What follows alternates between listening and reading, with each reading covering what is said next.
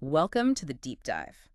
Okay, you've got this report due for your tech lead, maybe feeding into a presentation, and you need the lowdown on Aetheria OS. Fast. Think of this chat as your shortcut, the essentials you need right now. Exactly. We've gone through the specs, the architecture docs, that whole system for collaborative intelligence plan. Our job here is to pull out the really core ideas about structure and development that matter for a technical audience. All right, let's dive in then. Aetheria OS, they call it an autonomous cognitive ecosystem. What's the big picture there?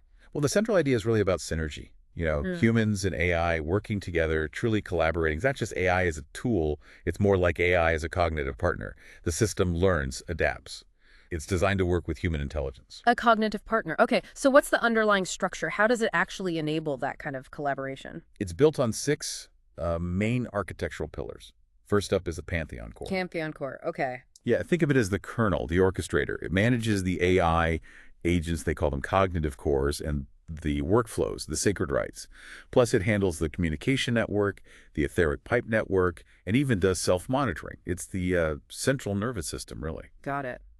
And these cognitive cores and divine archetypes, that sounds like specialized AI roles. Precisely.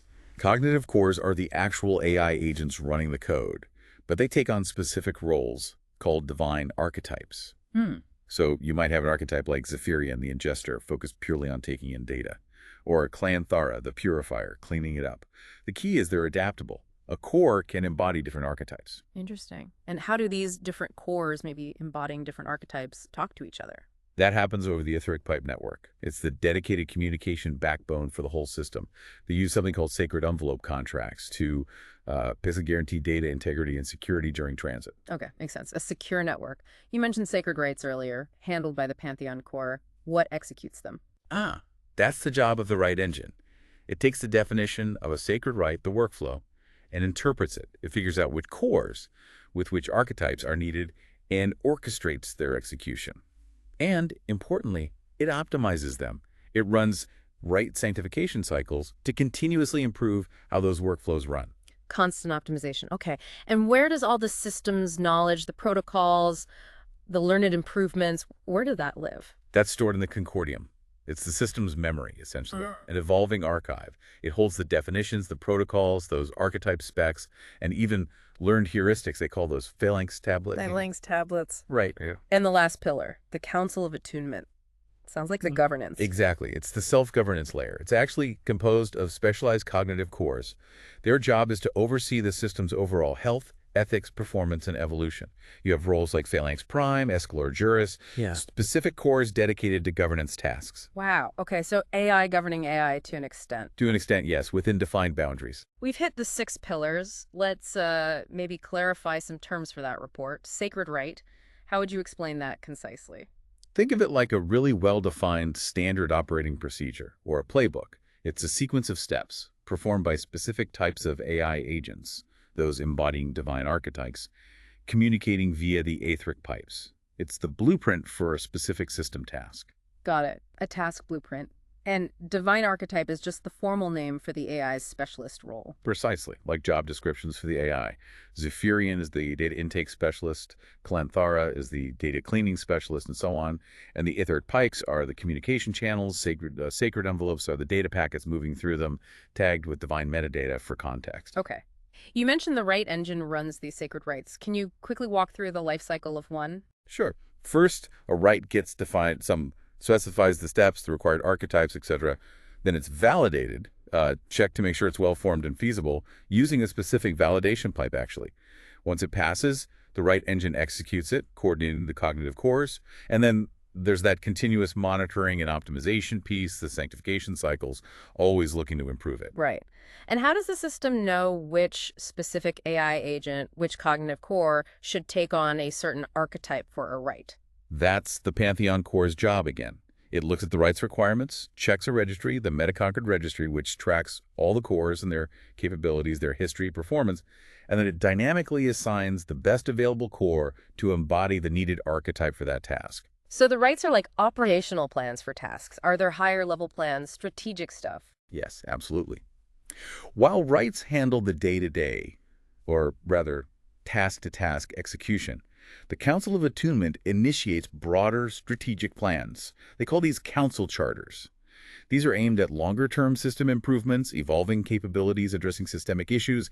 It's multi-level planning. Okay, operational and strategic planning happening within the system. It sounds very self-managing. What are the key ideas enabling that? Well, several principles are baked in. Deep instrumentation, the system monitors itself constantly. Multi-level feedback loops, learning happens at the core level and the council level. Proactive detection of issues, automated refinement of the rights, and just an overall evolutionary architecture designed to adapt. Adaptability seems key. It really is, both at the individual agent level and the system governance level. So for a technical audience, scalability and governance are always big questions. How does Aetheria OS address those? For scalability, it's designed to scale cognitive cores, both horizontally, adding more instances, and vertically making individual instances more powerful. Pretty standard approaches there. Governance is interesting. It's a hybrid model. You have that internal AI-driven governance via the Council of Attunement. Right. But critically, there are also human-in-the-loop protocols. For major decisions, ethical edge cases, things like that, it escalates to humans via specific channels. And there's mention of an external human oversight board as well. The principle is principled autonomy. The AI operates autonomously, but within clear boundaries set by humans. And transparency, how do you audit this? They mentioned divine intent scrolls, which seem to be records of why rights were initiated or changed, and system chronicles for detailed operational logs. So auditability is designed in a safe. Okay, let's pivot slightly to the development plan itself, that System for Collaborative Intelligence document. How are they planning to actually build this thing? Right, that doc lays out a 6-step plan. For your report, showing these clear stages is probably useful. Step 1, define the Pantheon structure. Get those core roles and interactions mapped out. 2, establish role registration and management, how roles are added, updated, versioned, the practical mechanics. 3, enable role querying and integration, how other parts of the system find and use these roles. 4, implement security and scalability, build these in from the start, not as an afterthought. 5, develop testing and validation frameworks, obviously crucial. And 6, create the foundational component, the Pantheon definition pipe. That one's key. And they have specific implementation rules for each step, focusing on collaboration, quality, efficiency. Can you give an example or two? Sure. Like for step 1, defining the Pantheon, Rule 1.1 says role definitions must be collaboratively reviewed. Rule 1.3 mandates using a specific schema, kicklang. For step 2, role registration, Rule 2.2 requires logging all management actions in JSON. For step 3, querying, Rule 3.3 specifies using Redis caching for speed. Okay, practical details. Exactly. Step 4, security, Rule 4.1 names a specific person, Dr. Anya Sharma, for security reviews. Step 5, testing. Rule 5.2 mandates automated tests in their Jenkins CI pipeline. And for step 6, that foundational pipe, Rule 6.2 requires Sphinx for documentation. So it shows a focus on process and rigor. You mentioned that Pantheon definition pipe is foundational. There's a whole section on it, Mount Olympus. Why is that pipe so critical? Because it's the heart of managing the roles. It's the central repository and manager for all those divine archetype definitions. Everything about defining what capabilities are available in the system, how they're structured, how they can be updated, it all flows through this pipe. Without it working reliably, the whole dynamic role assignment thing, which is core to Aetheria, just doesn't happen. For your lead, stressing this is the cornerstone of the system's flexibility is important. Makes sense. And the plan for building just that pipe? Any highlights relevant for a presentation? Yeah, the task plan is detailed. It stresses collaboration, again, stakeholder review on the interface design. Quality is big, secure storage. Automated validation against that kicklang schema. Efficiency comes up too, designing a user-friendly API using caching. And the testing sounds thorough, involving both automated tests and, interestingly, AI and human testers. And they include some placeholder code. What's that about? Right, the complete solution placeholder. It's basically a code skeleton showing the intended structure and function names. The next steps listed are key. They explicitly say, okay, this is just a placeholder. Now we need to build the real thing. Replace it. Integrate the kicklang validation. Add proper error handling. Implement security. It shows it's an iterative process, starting from a clear structural concept. Okay, this has been really helpful. To boil it down for the listener needing this for their report, what are the absolute must-include takeaways about Aetheria OS? Okay, I'd say 1, frame Aetheria OS as a meta-operating system for dynamic human-AI collaboration. 2, explain it uses defined AI roles, divine archetypes, orchestrated via workflows, sacred rights. 3, mention the 6 architectural pillars, especially the Pantheon Core as the orchestrator and the Concordium as the memory. 4, definitely highlight the foundational role of the Pantheon definition pipe for managing those AI roles.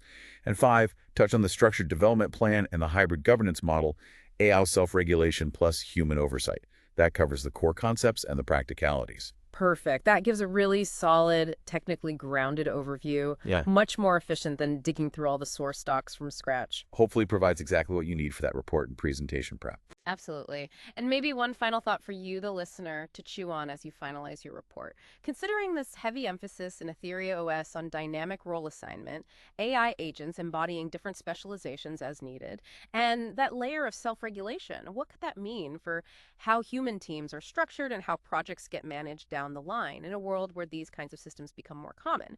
Something to think about. The source docs might offer more clues there. Thanks for joining us for this deep dive.